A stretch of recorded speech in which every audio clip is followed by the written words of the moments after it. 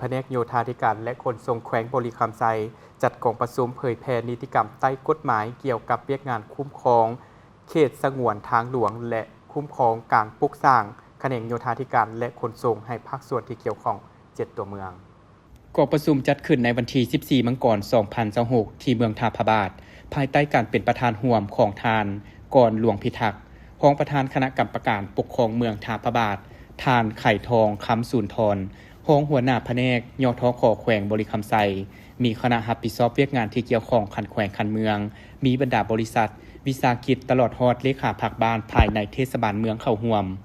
ในพิธีคณะรับผิดชอบได้ขึ้นผ่านรัฐดำรัสของรัฐบาลฉบับเลขที่185ว่าด้วยเขตสงวนทางหลวงและข้อตกลงของรัฐมนตรีกระทรวงยทขกรมเคหะและผังเมืองว่าด้วยการคุ้มครองการปลูกสร้างให้บรรดาผู้เข้าร่วมได้รับทราบจุดประสงค์ในการจัดกองประชุมครั้งนี้ก็เพื่อเป็นการสร้างความรับรู้ความเข้าใจเพิ่มเติมแก่บรรดาคณะอนุกรรมการที่รับผิดชอบเวียกงานที่เกี่ยวข้องในด้านต่างๆที่ติดพันกับเวียกงานที่เกี่ยวข้องในการกำหนดหลักการระเบียบการและมาตรการเกี่ยวกับการคุ้มครองติดตามกวดกาเขตสงวนของทางหลวงเพื่อบ่ให้บุคคลนิติบุคคลและการจัดตั้งครอบครองทำลายโครงประกอบสิ่งป้องกันความปลอดภัยของทางหลวงหรือก่อสร้างใดหนึ่งในเขตสงวนทางหลวงโดยบ่ได้รับอนุญาต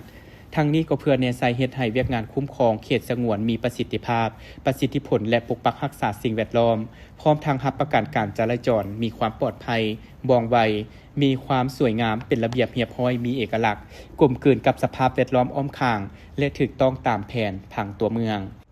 พร้อมดีในตอนท้ายของกองประชุมบรรดาแขกที่เข้าร่วมยังได้ผัดเปลี่ยนกันประกอบคำคิดคำเห็นพร้อมทั้งเสนอปัญหาบางด้านเพื่อรับฟังการอธิบายชี้แจงจากคณะประธานและคณะรับผิดชอบเวียกงานที่เกี่ยวข้องทางนี้ก็เพื่อในสายเฮ็ดให้การปฏิบัติเวียกงานคุ้มครองเขตสงวนทางหลวงและคุ้มครองการปลูกสร้างภายในเมืองได้รับการจัดตั้งปฏิบัติที่ถูกต้องสอดคล้อง